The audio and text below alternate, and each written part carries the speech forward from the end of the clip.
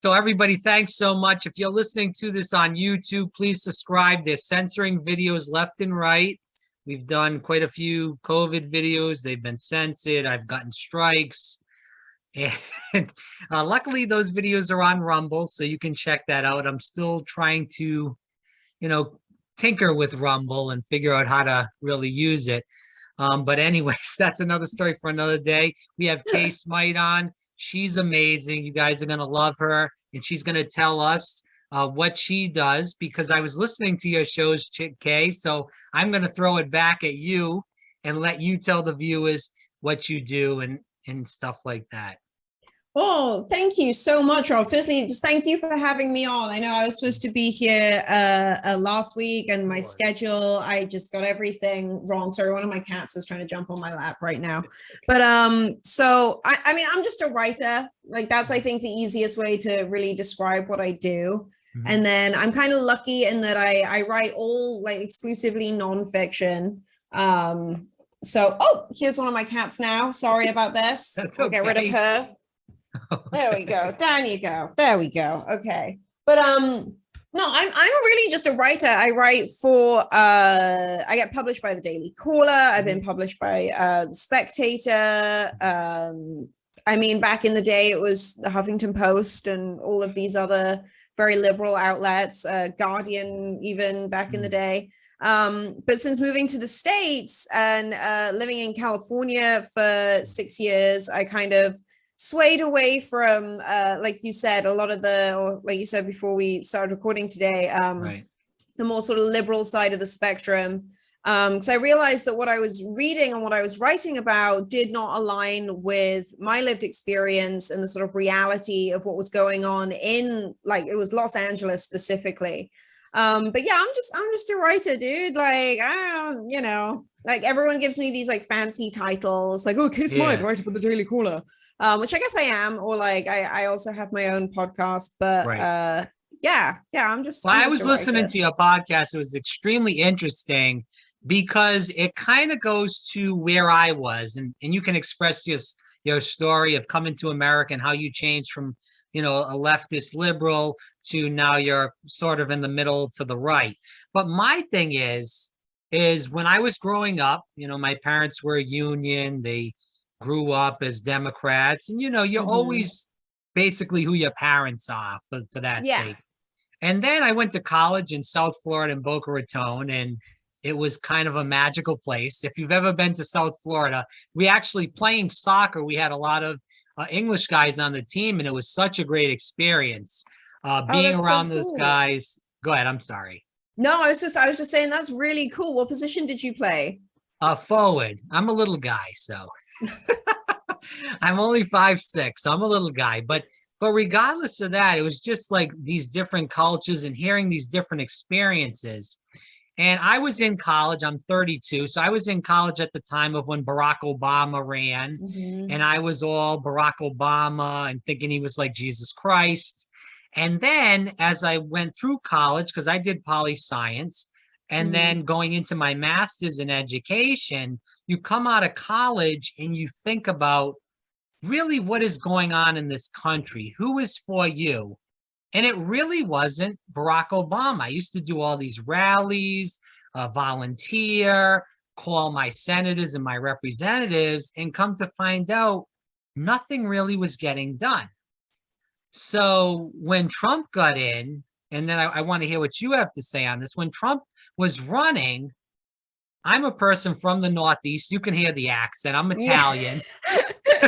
All right. So, we're used to people like Trump that just run their mouth, they swear and, joke around and stuff. And even going to college, I was hanging with these guys in locker rooms. So we're used to locker room talk. But these people that were liberals, they just got all offended. And my thing is, Trump was a symptom of the problems in America. That's why Trump got into power, because of all the industrialization that went away to Mexico, to China. And Trump was preaching all these anthems throughout his campaign. And Hillary Clinton wasn't going to these states. It was the same old, throw out these jobs, give them to people overseas. And people were just sick and tired. That's why people voted for Bernie or Trump, because they were kind of preaching somewhat of a similar message. But I just want to hear, as a person that came from Wales, coming over here, living in California, which is this friggin' cesspool in itself, just give the viewers a kind of a lowdown of how you went from a liberal to kind of a moderate to a little bit on the right side of things. Well, I mean, firstly, Rob, I could literally listen to you read the dictionary. I think you have an amazing accent. It's absolutely, it's incredible. It's sort of like the accent I was hoping that I would be around moving to America. And then I ended up in California, and, I was like, hey dude, what's up, man? So I had like the bro speak, no, no.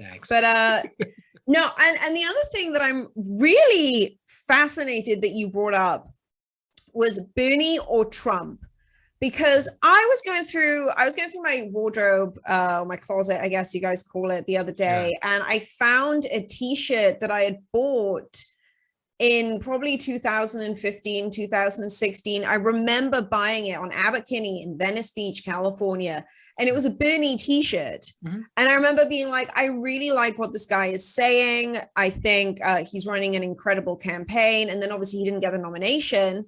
That was rigged, by the way, too. Oh, as a person that has respect for Bernie, we all might not agree with everything that he says, but you're not going to agree with anything that any politician says as far as everything.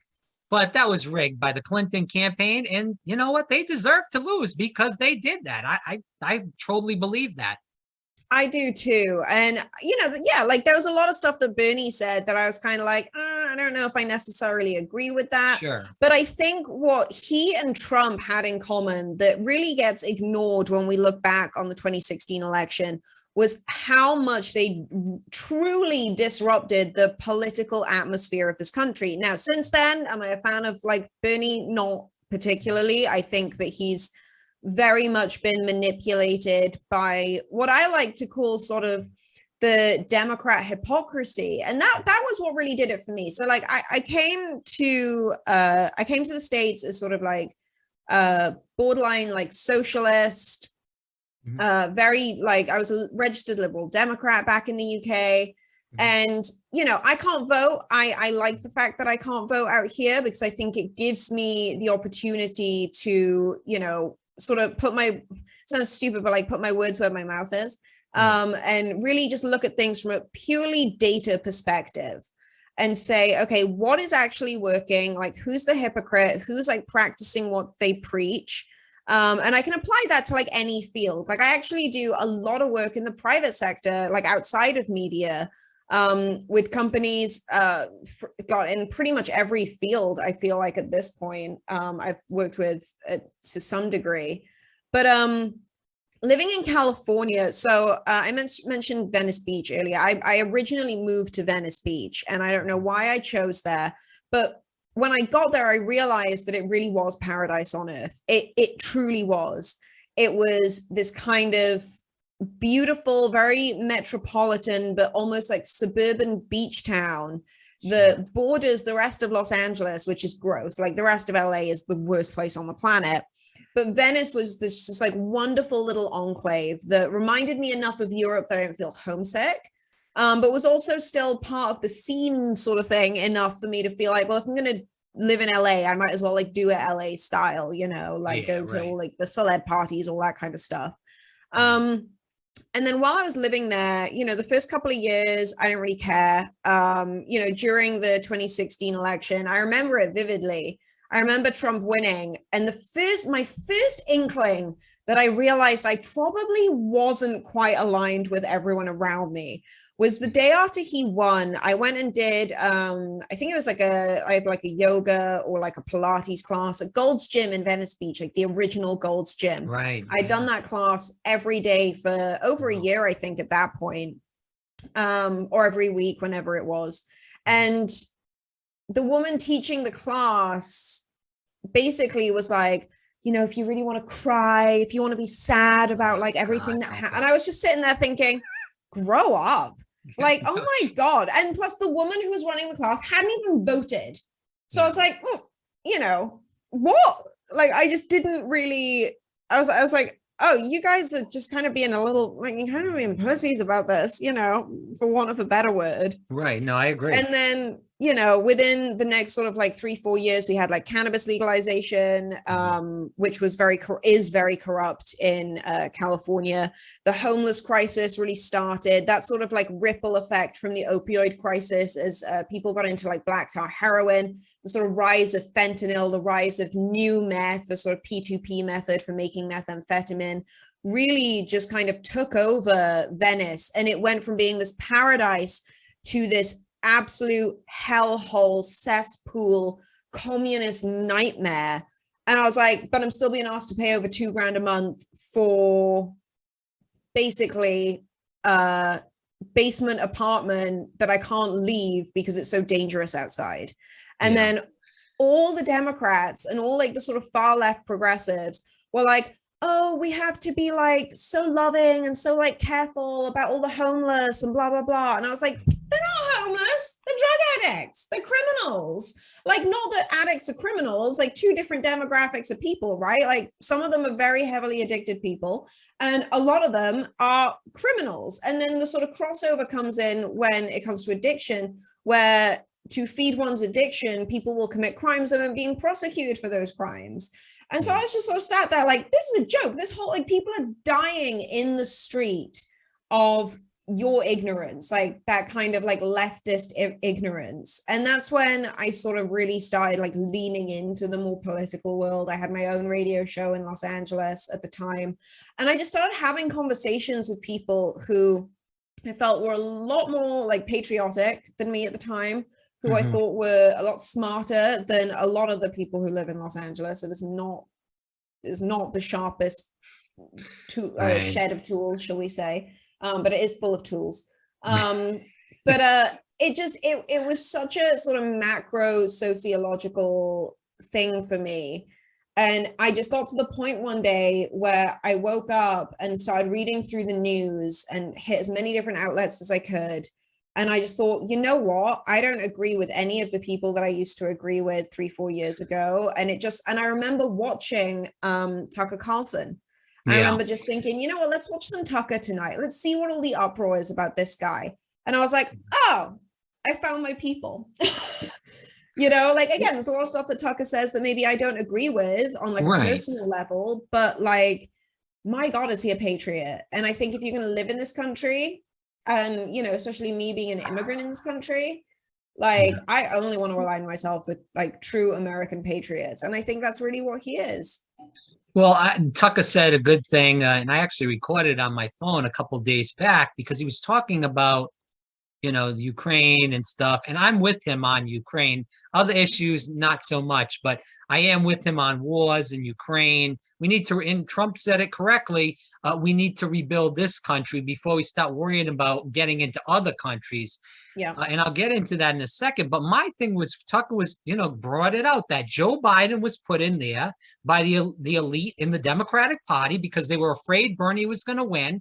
I don't know if you were in that neck of the woods as far as California, but Bernie was winning all these states at the beginning of 2020, and the Democrats were getting very nervous. And then he won Nevada. And then all of a sudden, he was on to South Carolina. And they said, if Joe Biden doesn't win this, it's over. And then all these people started dropping out, surrounding around Joe Biden. And Bernie made some mistakes on his part, too, by not, going after Joe Biden. And then that was the way the cookie crumbled, because Bernie was weak. He didn't go after Hillary that hard. And he didn't go after Joe Biden pretty much at all. And there was a lot to go there. And Trump had it right with the Hunter Biden stuff that's coming out now. And I believe that's just the Democrats really pushing that out there because they don't want Joe Biden in office anymore. They either want to push Kamala Harris, who was a total disaster, or they want to bring back, and I'm scared to even think of this because I believe this woman wants World War III, Hillary Rodham Clinton. And if she gets in there, we're very doomed. Good luck to us. Oh, yeah. I mean, and that's the thing, right? Is like, who comes next after Biden? Because like he's completely destroyed American faith in the Democratic Party. He just has like some of the lowest polling numbers ever in the history of the freaking universe. And it is like, who comes next? I in my heart and in my gut, I just do not think that Hillary could ever legitimately win. But then I don't even know that I trust the integrity of even like local elections. Like, I truly believe that Gavin Newsom, the governor of California, was recalled. And I think that there was a lot of shady stuff going on. And I think if you can do that on a scale the size of California, there is no reason why you can't do it on a national level. I don't think Kamala Harris, I don't think she's viable as a presidential candidate. I mean, I'm still amazed that she's VP, to be honest with you. Well, that was kind of, and I know this is, not politically correct, but I'm going to say it anyway. She was put in there because she's like a Hillary Clintonite. And actually, I interviewed a guy that's a socialist. He's an economist. And he is good friends with Kamala Harris's father, who is a teacher at Stanford. And they, she disowned him because he called her a clown or a loser or something like that. I don't know the exact terminology, but they don't talk. That's why Kamala, you hear about her talking about her mother, but you never hear about her speaking about her father. And that's because I think he called her like a fraud or something like that. I think that was the correct word. Yeah, that wouldn't, I mean, sadly, it just wouldn't surprise me. And this is the other thing, right? There are so many people in the sort of higher levels of the Democratic leadership who are just in it for the celebrity. Like, I wrote a piece this morning about Stacey Abrams. The highest office she's ever held is like House Minority Leader for like Georgia. So like nothing really when it comes to the grand scheme of like federal and even like state politics. And she's become a millionaire in the space of time since she lost her election in 2018. But she has this sort of like pseudo celebrity political clout that she's really earned from the Kamala Harrises, the Hillary Clintons. I sort of put her up there with the AOCs of the world, where they're just doing it because like they probably wouldn't be good at any other job. And they're clearly being fed a script that they somewhat stick to. I mean, have you seen the videos of when Kamala goes off script? It's almost as bad as Joe. And it just, I don't know, it just really, it scares me to think that we're putting actors in place of our political leadership when really we need that heart, that authenticity, that patriotism that I think Trump actually really inspired in a way that I had never experienced before since living in the States. Like, especially since leaving California and being around people who are actually comfortable being open about their support of the Republican Party, the GOP, and specifically Trump, I have just never been around like better, more authentic, genuine people. And I think that's what the Democratic Party is losing. But like, who is that? Who in the Democrats? I think Bernie was the last true Democrat, and he was almost a union Democrat in his own way, I think. And I think that's a really important distinction to make. So I'm glad you brought that up as well. Anyway, that was my diatribe. No, okay. There's a difference between Bernie and AOC and Hillary Clinton. Bernie's out with the union workers. Even in the pandemic, he was out there with the union workers, fighting against Amazon, fighting against these big corporations, all the big tech, the woke people and stuff. He's not in that Joe Biden, Hillary Clinton crowd. They hate him there. Yeah. That's why they were fighting so hard against him in 2016 and 2020, because they can't control Bernie, and they were worried about that as a president, and they can't control Trump. And that's all it is. So true. Yeah. You nailed it. And that control is like the scariest thing, right? Like, shouldn't we be working as a team? And I used to hate Ron DeSantis because, again, I was in this liberal fantasy world.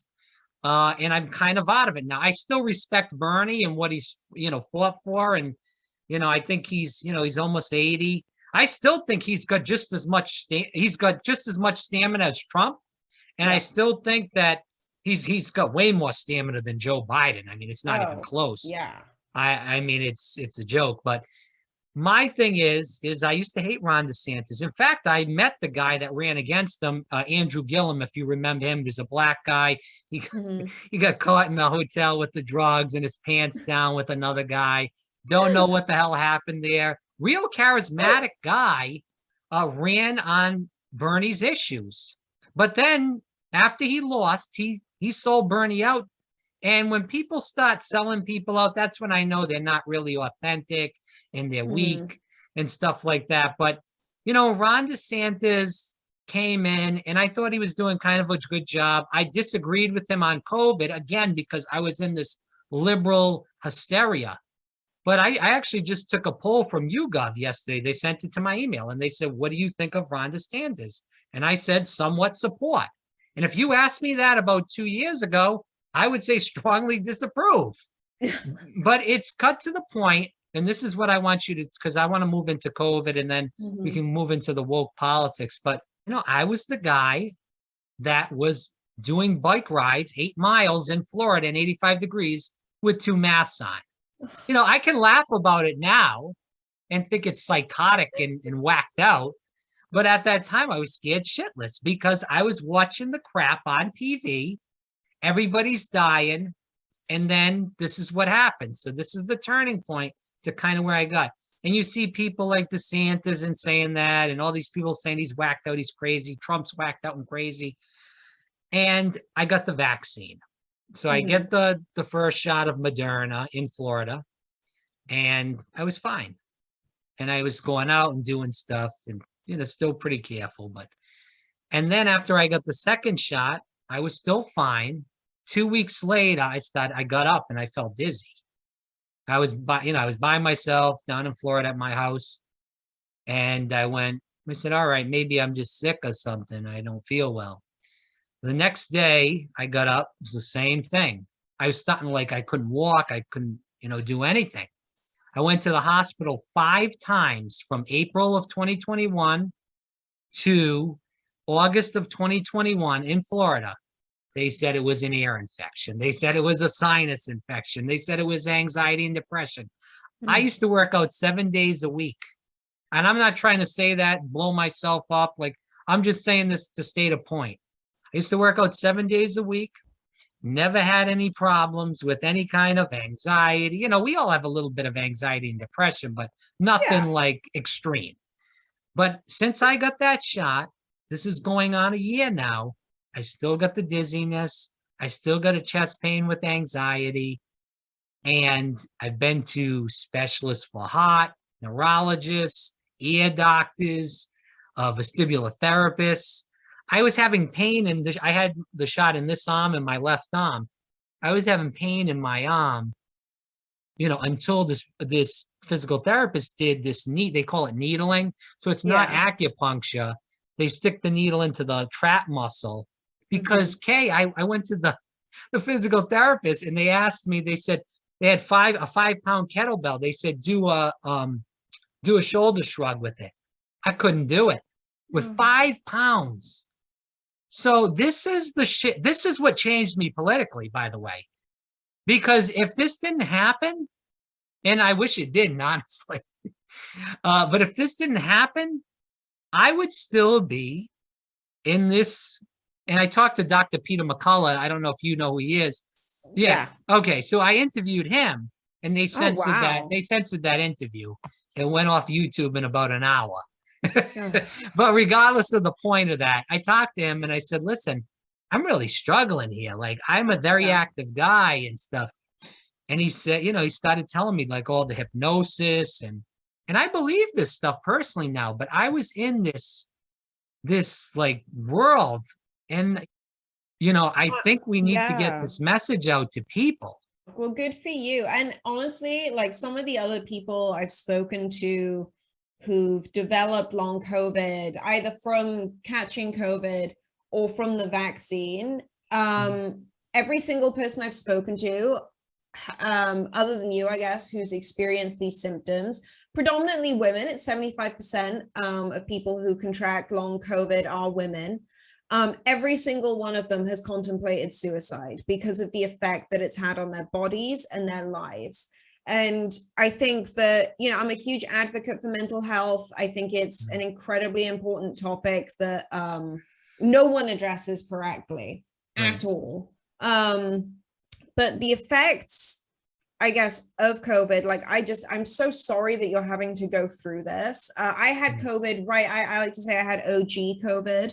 I went to New York in 2020 in February, and I got it there. And I coughed really terribly for about a week and a half. And then my dad came into town. He'd come from the UK, went through Canada to visit some family, and then came down to me in Los Angeles. He was also sick.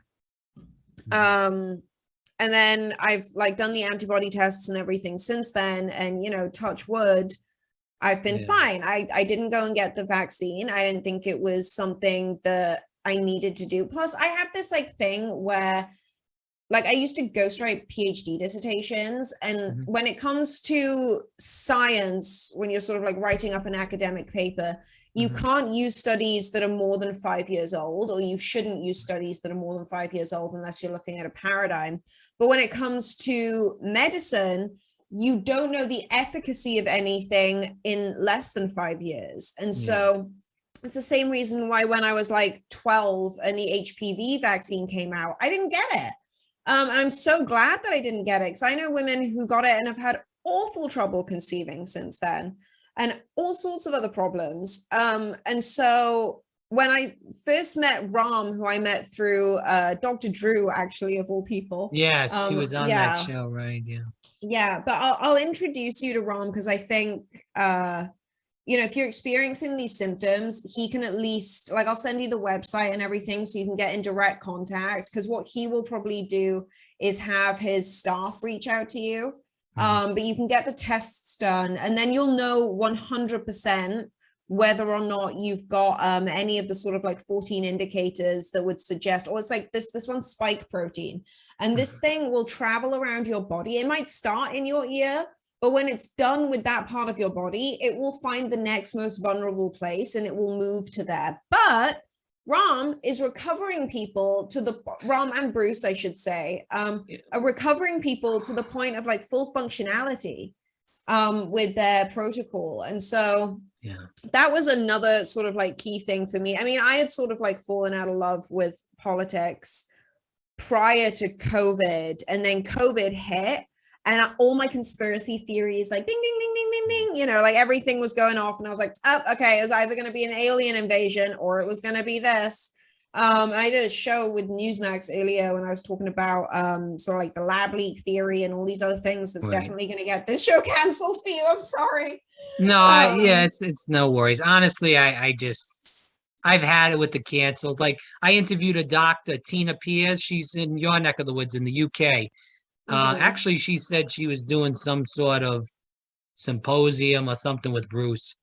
But regardless of that, I interviewed her because she's working on a lot of long COVID in the UK.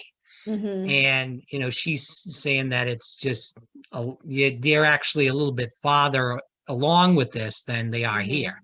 Actually, the guy that ran with Hillary Clinton, I don't know if you knew this, Tim Kaine, he's the senator from Virginia. He has long COVID, and they're trying to push some sort of, I don't know the whole issue with the bill, but they're trying to push some bill through on long COVID. I don't know if it's research or funding or whatever it may be, but I mean, that's positive for any kind of. I think it's, I think anything that would free up any kind of like anything that would liquidate funds to go into this research, I think is absolutely essential. I think it's as insidious as the opioid epidemic, and it took up until, what was it, 1996, 1997, OxyContin came out. So what's that? It's going to be 25 years, give or take. So it took 25 years for Purdue to really get the shit kicked out of them, and for things to really start rolling, to start, you know, at least holding people accountable, right? So we now finally understand the opioid epidemic. I don't think we're doing a good enough job at it, personally. Right, I agree. But especially when it comes to like how opioids were the ultimate gateway drug to so many other more dangerous drugs. You know, like I have a very close friend who works in recovery, and I think he was like 12 or 13 when he was first put on like some kind of opioid and like antipsychotic that he didn't need, because like all teenagers are fuckheads. And, you know, that led to over a decade of heroin addiction and like multiple overdoses. And, you know, it really took him pulling himself up by his bootstraps to get through that. And what worries me in the sort of comparison to what I saw him or what I've heard that he went through and what I see my long COVID friends, and I guess like, yeah, they're my friends, kind of dealing with is just this absolute abhorrent ignorance on the part of politicians and the medical community to admit that it's even a real thing. So I'm glad that that's happening faster, like than even I anticipated. You know, sort of like politics and legislation moves about as fast as God, what's something that moves very slow? It's been a long day. It's kind of like a slug trying to cross the world. But I think like the whole COVID thing for me, I had a really like my experiences with COVID. Actually, I got stuck, and this is something that a lot of people again aren't talking about. I was stuck in a really abusive relationship throughout COVID because we were all locked down. We were all sort of like trapped in our homes. And I'd gotten into this relationship probably like, I think it was like the December or like the November before everything hit. I remember sitting in a bar with this guy the day that the lockdown started in Los Angeles. It took a year for me to get out of that relationship. And the only reason I was able to get out of it was because really Dr. Drew, I just happened to be at his house filming the day after a really bad situation. And he was just like, you can't go back. You can't do that. And kind of gave me a talking to, and that was that. I was done. And then I also work with this group, the War Party Movement. I'm on their board of directors to really try and tackle the sort of normalization of abusive, like mostly women, some children, but we focus on women. But the number of women I know who were stuck in those relationships throughout COVID, again, it's just like no one's talking about it. No one's talking about it. And it's this horrific side effect of lockdowns we didn't need, of mass psychological manipulation that tore us apart from one another. You know, like you're talking about like taking steps back from people in supermarkets. Like, it manipulated our behavior to the point where we forgot how to be a community and take care of one another. And without community and unconditional love and taking care of one another, like the species is doomed. Like there's nothing we can achieve independently ever. I'm sorry we went on this rant about vaccine injuries, but it is. I think it's important to talk about it though. Like that's the one thing that everyone I've spoken to, as I've been sort of like, I don't know if you've ever written a book. It's the worst thing that you can like ever do professionally. Like I hate it. Like I've owed my agent pages since like February. And it is now April. But I think the most important thing that we can do is talk about it. Because it's letting people know. Everyone I've spoken to has said, yes, the protocols they got on with Bruce Patterson and with Rahm and with Hervé Parikh, they worked. They absolutely worked. But it was 50% the medicine, 50% realizing that they're not crazy. Like you are not crazy. Like this is like I don't know. Like I live in North Carolina right now. I have like 4 friends. I go out and I do my own thing, but I'm an only child. I've always done stuff on my own. And I speak to my friends and family every day, but you know, there's a big difference between being lonely and depressed and having a physically debilitating sensation in your body that is manifesting physically. I mean, it is very, unless you're like on a very far spectrum of, you know, mental illness, it's very hard to mentally make things manifest to the degree that you're describing. It is an injury, like as far as I'm concerned. I mean, I'm not a doctor. I'm not a biologist. But I think the most important thing that you can do is talk about it. And yeah, if people are telling you that you're wrong in how you feel, fuck them. Like, I'm sorry, I know it's like family and stuff, but like, fuck them. But what would you tell the people that are listening that have either issues with COVID or that are having issues with long COVID, before we move on to something else? I mean, I would just tell anyone who's having an issue with long COVID to go and go to COVID long haulers, go research Dr. Ram Yogendra, Dr. Bruce Patterson, Purvi Parikh. Go and speak to them, because I'm not an expert in this field. I just put words in order about it. They are absolute experts in this field. I mean, Bruce was in Shanghai when COVID hit. Like, one of the leading virologists in the world was sat there as the pandemic kind of erupted out of Wuhan. And he, in his first ever, the first moments that he learned of COVID, he, I'll save it for the book, but basically he knew exactly what needed to be done, and he knew exactly how this was going to play out as soon as he learned about it. And so I think for anyone who's struggling with long COVID, just go and look those guys up. I mean, they're a new organization, obviously, because COVID's so new. But everyone I've spoken to who has gone through their program has gone from being borderline, if not fully suicidal, to 90% to 100% recovered. Yeah. So, that's what I know. So that's what I'm going to say. I really appreciate you coming on, Kay, because you are brutally honest, and it's like a round table here. We were kind of all over the place, which is fine. But I do appreciate you coming on. And as we roll to the end, can you tell people where they can find you on social media, and also where the podcast is? Oh, sure. And Robert, before all of that, just thank you so much for having me on. I never expected to do this sort of stuff with my career, and it's the best part of my day. So just thank you so much. But yeah, people can find me. So my parents gave me this really fucking stupid name.